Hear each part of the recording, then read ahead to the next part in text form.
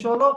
پس چی کار کنیم که ایمانمون را قوی کنیم؟ من در اینجا 10 نقطه را ذکر میکنم. امید دارم که هر یکی ما و شما اگر اینها را انجام بدهیم انشاءالله که ایمانمون مخصوصا در این ماه مبارک رمضان است قوت و قوی می شود.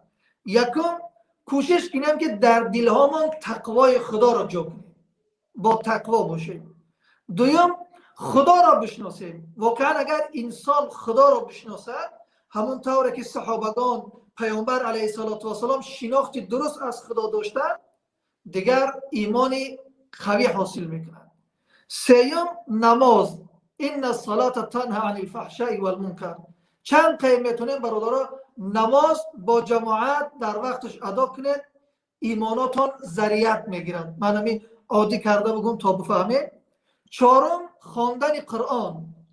افلا یتدبرون القرآن ام علی قلوب اقفالها. هر قدر انسان قرآن را بخواند و تدبر کند، تفکر کند، همون قدر ایمانش قوی می شود.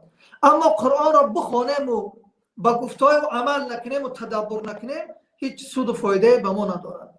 پنجم قیام اللیل. این قیام اللیل یکی از مهمترین چیزهایی است که ایمان ما و شما را قوی میگرداند، زیرا در اون نیم شب بنده تنها با خدای خودش است.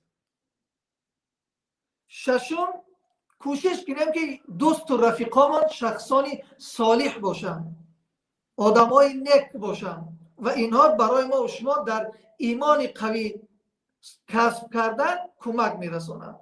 هفتم بر روز آخرت بسیار فکر کنیم. روز آخرت رو بسیار فکر کنیم و اینم ایمان ما و شما را قوی میگرداند. هشتم دعا. الدعاء مخ العباده. مغز عبادت دعا است. هر قدر دعا زیاد کنید همون قدر ایمانتون قوی می شود.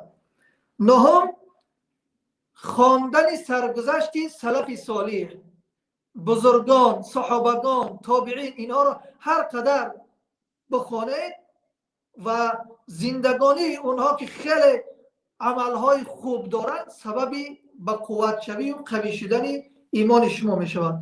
و دهم طلب العلم. انما یخشى الله من عباده العلماء. هر قدر علم انسان زیاد بشود مخصوصا علم شرعیش اون قدر شناسش به خداوند، شناساییش به خداوند بیشتر و زیادتر می شود.